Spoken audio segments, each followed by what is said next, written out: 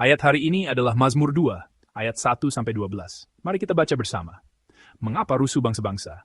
Mengapa suku-suku bangsa mereka reka perkara yang sia-sia? Raja-raja dunia bersiap-siap, dan para pembesar bermufakat bersama-sama melawan Tuhan dan yang diurapinya. Marilah kita memutuskan belenggu-belenggu mereka, dan membuang tali-tali mereka daripada kita. Dia yang bersemayam di sorga, tertawa. Tuhan mengolok-olok mereka. Maka berkatalah ia kepada mereka dalam murkanya, dan mengejutkan mereka dalam kehangatan amarahnya. Akulah yang telah melantik rajaku di Sion, gunungku yang kudus. Aku mau menceritakan tentang ketetapan Tuhan. Ia berkata kepadaku, Anakku engkau telah kuperanakan pada hari ini. Mintalah kepadaku, maka bangsa-bangsa akan kuberikan kepadamu menjadi milik pusakamu, dan ujung bumi menjadi kepunyaanmu. Engkau akan meremukkan mereka dengan gada besi, memecahkan mereka seperti tembikar tukang periuk. Oleh sebab itu, hai raja-raja, bertindaklah bijaksana, terimalah pengajaran, hai para hakim dunia. Beribadahlah kepada Tuhan dengan takut dan ciumlah kakinya dengan gemetar, supaya ia jangan murka dan kamu binasa di jalan, sebab mudah sekali murkanya menyala. Berbahagialah semua orang yang berlindung padanya. Amin. Hari ini kita akan merenungkan firman Tuhan dengan judul, Dia yang ingin memakai mahkota, tahanlah beratnya. Pertama-tama, mari kita saksikan sebuah video. Ya, video ini adalah upacara penobatan Ratu Elizabeth II pada tanggal 2 Juni 1953. Ini adalah pertalinya dalam sejarah upacara penobatan disiarkan di TV. Dan konon banyak orang membeli TV hanya untuk menyaksikan upacara ini. Saat itu, usianya 27 tahun, dan pada tahun 2022 lalu, di usia 96 tahun, ia meninggal dunia. Ia dikenal sebagai ratu yang paling lama memerintah dalam sejarah Inggris. Setiap kali ada upacara penobatan, selalu ada ungkapan yang menyertainya. Ungkapan itu adalah, kepala yang memakai mahkota tidaklah nyaman, yang berasal dari sebuah drama karya Shakespeare. Ini adalah ungkapan yang muncul dalam babak 3 dari drama Shakespeare, Henry IV. Namun, ungkapan ini lebih dikenal oleh kita dalam bentuk yang telah diubah menjadi lebih puitis. Itulah judul khotbah hari ini. Dia yang ingin memakai mahkota, tahanlah beratnya. Kita mengenal ungkapan ini sebagai karya Shakespeare, tetapi sebenarnya ungkapan yang asli dari Shakespeare adalah ungkapan sebelumnya, yaitu, kepala yang memakai mahkota tidaklah nyaman. Namun, makna sebenarnya yang ingin disampaikan oleh kedua kalimat ini adalah sama, yaitu, menjadi seorang raja tidaklah semudah yang dibayangkan. Banyak orang ingin menjadi raja dan berpikir bahwa menjadi raja akan selalu menyenangkan, karena memiliki kekuasaan terbesar. Tetapi kenyataannya tidaklah demikian. Meskipun mahkota jelas memberikan kemuliaan, di baliknya juga ada beban yang harus ditanggung, yang beratnya sebanding dengan kemuliaan itu sendiri. Nas hari ini adalah tentang kisah penobatan seperti ini.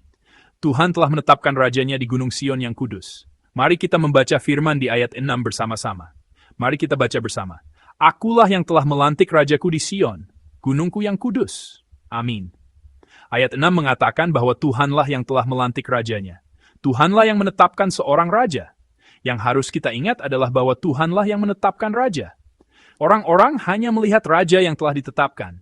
Dan raja itu berpikir bahwa ia berdiri dengan kekuatannya sendiri. Namun, tidak demikian. Raja ditetapkan oleh Tuhan. Oleh karena itu, seorang raja harus mengingat Tuhan yang telah menetapkannya sebagai raja.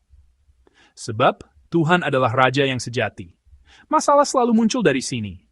Ketika seorang raja melupakan dia yang telah menetapkannya, dan ketika raja itu berpikir bahwa ia berkuasa karena kekuatannya sendiri, disitulah masalah selalu muncul. Masalah yang muncul seperti ini tampak dalam nas hari ini, ayat 2 dan 3. Mari kita membaca firman di ayat 2 dan 3 bersama-sama. Raja-raja dunia bersiap-siap, dan para pembesar bermufakat bersama-sama melawan Tuhan yang diurapinya. Marilah kita memutuskan belenggu-belenggu mereka, dan membuang tali-tali mereka daripada kita. Amin. Raja-raja dunia telah menjadi sombong. Karena itu, mereka berusaha menetapkan diri mereka sendiri sebagai raja. Dengan kata lain, mereka sedang mengadakan upacara penobatan mandiri untuk diri mereka sendiri. Upacara penobatan mereka berlangsung dengan cara melawan Tuhan dan yang diurapinya, serta berusaha melepaskan diri dari ikatannya. Inilah upacara penobatan raja-raja dunia. Mereka dengan gigih berusaha menyingkirkan raja yang sejati. Dengan melawan raja yang sejati, mereka berusaha menetapkan diri mereka sendiri sebagai raja. Tuhan melihat pemandangan ini. Bagaimana Tuhan memandang upacara penobatan yang diadakan oleh raja-raja dunia untuk diri mereka sendiri? Mari kita membaca firman di ayat 4 bersama-sama. Ayat 4. Dia yang bersemayam di sorga tertawa. Tuhan mengolok-olok mereka. Amin. Ketika para raja melupakan Tuhan yang telah menetapkan mereka dan bangkit untuk menetapkan diri mereka sebagai raja, Tuhan, secara tak terduga, hanya tertawa. Namun, tawa ini sama sekali bukan tawa yang menyenangkan. Alkitab selanjutnya mencatat bahwa ia mengolok-olok mereka. Ini adalah tawa yang lahir dari kemurkaan yang dahsyat. Tawa sesaat sebelum meluapkan amarah, laksana tarikan napas panjang. Terkadang dalam hidup, ada saat-saat di mana kita tertawa seperti ini. Karena saya belajar teologi di luar negeri, saya baru bisa memulai pelayanan sebagai seorang penginjil di Korea pada usia 40 tahun. Saat musim ujian tiba, hal yang menarik terjadi. Di satu sisi, saya harus menjadi mahasiswa yang mengikuti ujian, dan di sisi lain, saya harus menjadi profesor yang membuat dan mengawasi ujian. Ketika saya menjadi seorang penginjil, orang-orang yang baik akan menghormati saya sebagai pribadi dan memperlakukan saya dengan sopan, tidak peduli apakah saya seorang penginjil atau profesor. Namun, dalam hidup, pasti ada orang-orang yang, bisa dibilang, tidak tahu sopan santun. Orang-orang yang suka meremehkan orang lain, lemah di hadapan yang kuat, dan kuat di hadapan yang lemah. Ketika saya mengatakan bahwa saya adalah seorang penginjil, ada beberapa orang yang sangat meremehkan dan memperlakukan saya dengan sangat tidak sopan. Tetapi sikap mereka langsung berubah setelah mendengar bahwa saya memiliki gelar doktor dan mengajar di universitas. Saya telah melihat banyak orang seperti itu. Apa yang saya pikirkan dalam hati, saya serahkan pada imajinasi Anda. Sebenarnya, ada juga orang seperti ini di antara para profesor teologi. Meskipun sebagian besar tidak seperti itu, ada juga orang yang sangat tidak beretika. Suatu hari saya dihubungi melalui asisten dosen untuk datang ke ruangannya, dan ia membiarkan saya menunggu selama 30 menit di depan ruangannya. Saya sempat berpikir untuk pergi, tetapi saya memutuskan untuk tetap bersabar dan menunggu. Karena saya selalu berpikir, meskipun orang lain tidak menjaga sopan santun terhadap saya harus tetap bersikap sopan kepada orang lain. Setelah menunggu cukup lama, saya akhirnya bisa masuk ke ruangannya. Tetapi bahkan setelah saya masuk, orang itu tetap duduk di seberang meja panjang dan tidak beranjak dari kursinya. Sejak saat itu, saya menjadi yakin, orang ini benar-benar tidak beres. Profesor itu menyambut saya sambil duduk bersandar miring dengan kaki disilangkan. Lalu kami membicarakan beberapa hal. Seiring berjalannya percakapan, ia mengetahui di mana saya belajar dan orang seperti apa saya. Lalu, apa yang terjadi? Sikap profesor itu perlahan-lahan berubah. Ia mulai mengatakan hal-hal seperti ia juga ingin belajar di alma mater saya, atau bahwa ia berencana melakukan penelitian bersama dengan seorang profesor di alma mater saya, dan sebagainya. Saat saya masuk, ia bahkan tidak berdiri, tetapi saat saya pergi, ia berdiri, memberi salam, dan mengantar saya sampai ke pintu. Melihat pemandangan ini, apa yang saya lakukan? Saya hanya tertawa dalam hati. Dan saya berpikir seperti ini. Orang ini adalah orang yang benar-benar tidak pantas untuk bergaul. Dalam nas hari ini, Tuhan sedang bertindak persis seperti itu. Orang seperti saya hanya akan tertawa dan melupakannya. Tetapi, jika Anda membuat Tuhan tertawa dengan cara seperti ini, hal yang sama sekali berbeda akan terjadi. Saya hanya akan menghapus orang itu dari dunia pribadi saya. Tetapi Tuhan dapat membuat keberadaan orang itu lenyap dari sejarah. Mari kita membaca firman di ayat 5 dan 6 bersama-sama. Mari kita baca bersama. Maka berkatalah ia kepada mereka dalam murkanya dan mengejutkan mereka dalam kehangatan amarahnya. Akulah yang telah melantik rajaku di Sion, gunungku yang kudus. Amin. Tawa itu berubah menjadi kemurkaan. Dan kemurkaan itu menjadi amarah. Di ayat 6, ia menegaskan bahwa ia akan mengadakan upacara penobatan yang sesungguhnya. Seolah berkata, aku akan menyingkirkan upacara penobatan palsumu dan mengadakan upacara penobatanku yang sejati. Ini adalah deklarasi bahwa dia yang memiliki otoritas sejati akan mengadakan upacara penobatan yang sejati, bukan upacara penobatan yang dilakukan oleh mereka yang sama sekali tidak berwenang. Namun, reaksi raja-raja dunia aneh. Di paruh kedua ayat 5, dikatakan bahwa Tuhan akan mengejutkan mereka. Padahal Tuhan belum melakukan apa-apa. Ia hanya berfirman, aku akan menetapkan rajaku. Aku telah menetapkan rajaku. Ia tidak berperang, juga tidak memulai hukuman. Ia hanya berfirman, aku telah menetapkan rajaku. Namun, Bagaimana reaksi para raja? Para raja terkejut. Mereka yang menyebut diri raja dan menyombongkan diri, gemetar ketakutan hanya karena mendengar satu kalimat itu. Raja yang sejati memang seperti ini. Awalnya ia hanya tertawa, kemudian ia hanya melontarkan sepatah kata. Dari sepatah kata itu terasa wibawa, dan sepatah kata itu membuat lawan gemetar. Inilah wibawa raja yang sejati. Wibawa raja yang sejati itu muncul sekali lagi dalam nas hari ini. Di ayat 10. Mari kita membaca ayat 10 bersama-sama. Oleh sebab itu, hai raja-raja, bertindaklah bijaksana, terimalah pengajaran. Hai para hakim dunia. Amin. Bertindaklah bijaksana, terimalah pengajaran.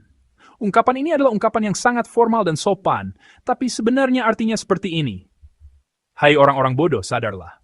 Tuhan sedang menunjukkan kebodohan dan ketidaktahuan para raja dan hakim, ketidaktahuan orang-orang berkuasa yang gembar-gembor bahwa mereka tahu segalanya, dengan cara yang formal dan sopan. Para raja dan hakim, orang-orang yang memerintah dengan kekuatan dan kekuasaan, harus menyadari sesuatu. Mereka tidak boleh berada dalam kebodohan dan ketidaktahuan, yaitu bahwa ada raja yang sejati. Mereka tidak boleh mengadakan upacara penobatan sekehendak hati, melainkan harus mengadakan upacara penobatan yang mengakui Tuhan sebagai raja di dalam hati mereka. Mereka tidak boleh merencanakan tipu muslihat untuk melawan Tuhan, melainkan harus memperoleh hikmat dan pengajaran untuk mengakui bahwa Tuhan adalah raja. Inilah firman Tuhan yang diajarkan melalui upacara penobatan. Jemaat yang terkasih, kita juga seringkali menjalani hidup dengan mengadakan upacara penobatan sekehendak hati kita. Meskipun kita mengaku sebagai umat Tuhan yang menyembah Tuhan, dalam beberapa area kehidupan kita tidak menjadikan Tuhan sebagai raja, dan seringkali mengadakan upacara penobatan mandiri untuk menjadi raja. Pertama, dalam ranah intelektual, kita berusaha menjadi raja bagi diri kita sendiri. Kita mungkin percaya pada kisah-kisah Alkitab, tetapi kita berpikir bahwa untuk hidup di zaman ini, kita harus bersikap rasional, bukan mengikuti Alkitab yang kuno itu. Dalam ranah intelektual seperti ini, kita harus menanggalkan upacara penobatan yang palsu. Kita harus menempatkan diri kita di bawah Tuhan, di bawah Alkitab, dan menyatakan bahwa Tuhan adalah Raja, bahkan di ranah intelektual itu, serta mengadakan upacara penobatan yang sejati. Kemudian, di tempat kerja, kita berpikir bahwa kita harus memimpin. Kita berpikir bahwa kita harus menjadi raja. Kita merasa bahwa karena kita telah berkecimpung di bidang ini selama puluhan tahun, kita harus mengikuti pengalaman itu agar tidak merugi. Ketika ada masalah, kita berpikir bahwa karyawan harus diperlakukan seperti ini. Dan ketika ada masalah lain, kita harus mengandalkan pengalaman untuk menyelesaikannya. Ini juga merupakan upacara penobatan yang salah, di mana kita mencoba menjadi raja. Di tempat kerja pun, kita harus berdoa kepada Tuhan. Kita harus berdoa agar hukum dan pemerintahan Tuhan dinyatakan. Dan kita harus berusaha untuk menerapkan hukum Tuhan, yaitu hukum iman, di tempat kerja itu.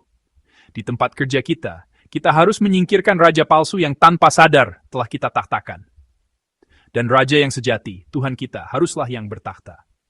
Terakhir, bagaimana dengan hobi dan waktu istirahat kita? Bukankah dalam hal ini kita cenderung lebih longgar? Bukankah dalam kelonggaran itu tanpa sadar, raja lain telah kita tahtakan? Sejauh mana hobi dan waktu istirahat kita dipenuhi oleh cara pandang Alkitab dan hati Tuhan? Mari kita merenungkan hidup kita. Apakah kita telah menobatkan raja yang salah dalam hobi dan waktu istirahat kita? Jemaat yang terkasih, upacara penobatan tidak hanya terjadi pada tahun 1953 atau 70 tahun kemudian pada tahun 2022. Di setiap momen kehidupan manusia, upacara penobatan untuk mengangkat seorang raja sedang terjadi. Upacara penobatan juga tidak hanya ada di negara-negara seperti Inggris yang masih memiliki raja. Di setiap tempat di mana orang berkumpul, mereka hidup dengan mengadakan upacara penobatan untuk mengangkat raja mereka masing-masing.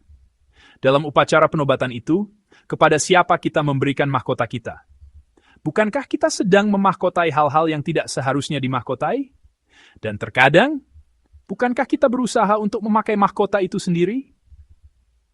Tuhan, jadilah raja. Tuhan berkuasalah. Saya memberkati saudara-saudari sekalian dalam nama Tuhan agar menjalani kehidupan yang menyerahkan takhta kerajaan kepada Tuhan. Orang yang setiap hari menyerahkan takhta kerajaan kepada Tuhan, orang yang mengadakan upacara penobatan yang benar akan menjalani kehidupan seperti ini. Mari kita membaca firman di ayat 11 bersama-sama. Ayat 11. Beribadahlah kepada Tuhan dengan takut dan ciumlah kakinya dengan gemetar. Amin. Suasana upacara penobatan yang benar adalah seperti ini. Ada rasa hormat, takut, dan gemetar. Dan pada saat yang sama, ada juga kegembiraan sejati, sukacita sejati yang melimpah di tempat penobatan yang sesungguhnya. Biasanya, jika ada rasa takut dan gemetar, sulit untuk ada gembiraan. Sebaliknya, di tempat di mana ada gembiraan, sulit untuk ada rasa takut dan gemetar. Namun, di tempat Tuhan menjadi Raja, di tempat di mana upacara yang sesungguhnya diadakan, hal seperti ini terjadi. Rasa hormat, takut, dan gemetar dapat hadir bersamaan dengan sukacita dan kekaguman yang mendalam. Perasaan dan suasana yang saling bertentangan ini dapat hidup berdampingan. Mengapa? Karena Tuhan adalah pribadi yang seperti ini. Meskipun ia adalah pribadi yang tidak dapat ditampung oleh seluruh alam semesta, pada saat yang sama, ia adalah pribadi yang menyertai dan bersama dengan kita masing-masing. Tuhan hadir bersama kita dalam ibadah ini. Ibadah adalah tempat di mana kita datang ke hadapan Tuhan dengan rasa hormat, takut, dan gemetar, serta merasakan sukacita tak terbatas yang Tuhan berikan kepada kita. Kita mengalami Tuhan yang seperti ini setiap kali kita beribadah. Kehidupan kita sehari-hari juga harus seperti ini. Karena kita bersama Tuhan dalam segala hal sehari-hari, dan berjalan bersama Tuhan di setiap tempat kehidupan, kita harus hidup setiap hari dengan rasa takut dan gemetar. Namun, di dalam kehidupan yang penuh rasa takut dan gemetar itu, ada sukacita dan kegembiraan tak terlukiskan yang hidup berdampingan. Jemaat yang terkasih, siapakah Raja kita? Apakah Tuhan Raja kita? Ataukah diri kita sendiri adalah Raja kita? Saya memberkati saudara-saudari sekalian dalam nama Tuhan, agar menjadi orang-orang yang setiap hari menjadikan Tuhan kita sebagai Raja dalam upacara penobatan yang sejati. Saudara-saudari, kita dapat hidup dengan mengadakan upacara penobatan yang melayani Tuhan sebagai Raja, karena sebuah upacara penobatan istimewa yang terjadi 2000 tahun yang lalu. Pribadi yang dinobatkan itu sesungguhnya adalah Raja yang sejati. Tuhan sendiri berfirman kepadanya, seperti yang tercatat dalam nas hari ini ayat 7, "Anakku engkau telah kuperanakan pada hari ini." Dan Tuhan menetapkannya sebagai Raja. Namun, orang-orang tidak mengakuinya sebagai Raja, karena mereka ingin menjadi Raja. Jadi, mereka sewenang-wenang menghukum mati Raja yang sejati itu. Mereka menghukum mati Raja yang sejati karena tidak ingin kehilangan takhta kerajaan. Demikianlah Raja yang sejati itu tergantung tak berdaya di atas kayu salib. Orang-orang memahkotainya dengan mahkota duri dan memasang plakat bertuliskan Raja orang Yahudi. Demikianlah mereka mengadakan upacara penobatan yang mengejek. Namun dalam upacara penobatan itu, Tuhan kita menjadi Raja yang sejati. Ia tidak menjadi Raja dengan menindas melalui kekuatan dan kekuasaan. Dengan menaati firman Tuhan secara mutlak. Dengan mengangkat Tuhan sebagai Raja dan mengadakan upacara penobatan yang benar. Dengan menghendaki bukan kehendakku, melainkan kehendak Bapa yang terjadi. Tempat eksekusi yang mengerikan itu menjadi tempat penobatan yang sejati. Dan di atas salib itu, ia menjadi Raja yang sejati. Meskipun ia memakai mahkota duri dan plakat ejekan, ia sebenarnya adalah Raja yang sejati. Jemaat yang terkasih, hari ini kita secara khusus merayakan Minggu Pengucapan Syukur. Ini adalah hari untuk mengingat dan secara khusus bersyukur atas anugerah yang telah Dia berikan sepanjang tahun. Kiranya kita semua menjadi jemaat yang bersyukur kepada Tuhan, yang melalui upacara penobatan kejam di mana dagingnya terkoyak dan darahnya tercurah di atas salib, telah memungkinkan kita untuk hidup bahagia dengan melayani Raja. Kami tidak akan menobatkan Raja yang salah seperti raja-raja dunia, melainkan akan melayani Tuhan dengan takut, gemetar, dan sukacita. Dengan tekad ini, kiranya kita semua hanya melayani Tuhan sebagai Raja dan menjadikan seluruh hidup kita sebuah upacara penobatan yang sejati baginya. Saya memberkati saudara-saudari sekalian dalam nama Tuhan. Mari kita mengambil waktu untuk berdoa bersama, sambil merenungkan firman yang telah diberikan. Mari kita melihat kembali siapa yang sedang kita angkat sebagai Raja dalam upacara penobatan harian kita. Mari kita tanggalkan semua hal yang tidak seharusnya menjadi Raja, dan juga diri kita sendiri yang ingin menjadi Raja. Dan berdoa, Tuhan jadilah Raja dalam upacara penobatan hidup kami. Jadilah Raja dalam hidup kami selama minggu yang akan datang ini. Mari kita bernyanyi. Dengan kedua tangan terangkat, ku memuji kepada Tuhan, Raja yang akan datang kembali. Hanya Engkau yang memerintah atasku. Dengan kedua tangan terangkat, ku memuji kepada Tuhan, Raja yang akan datang kembali. Hanya Engkau yang memerintah atasku. Aku hanya akan melayani Tuhan, membuang hati yang sia-sia. Roh Kudus, penuhilah jiwaku. Di hadapan Tuhan, ku persembahkan hidupku. Aku hanya akan melayani Tuhan. Membuang hati yang sia-sia. Roh Kudus, penuhilah jiwaku. Di hadapan Tuhan, ku persembahkan hidupku. Mari kita berdoa bersama. Mari kita berdoa agar hanya Tuhan yang menjadi Raja dan memerintah dalam hidup kita. Tuhan yang penuh kasih, terima kasih. Kami mengaku bahwa Tuhan yang memakai mahkota duri dan tergantung di kayu salib adalah Raja kami. Kami menanggalkan keinginan hati kami yang berdosa untuk menjadi Raja dalam segala aspek hidup kami. Kiranya kami menjadi umat-Mu yang melayani-Mu sebagai satu-satunya Raja, dengan takut dan gentar, namun juga dengan sukacita besar. Terima kasih. Dalam nama Tuhan kami, Yesus Kristus, kami berdoa. Amin. Tuhan kita adalah Raja yang sejati.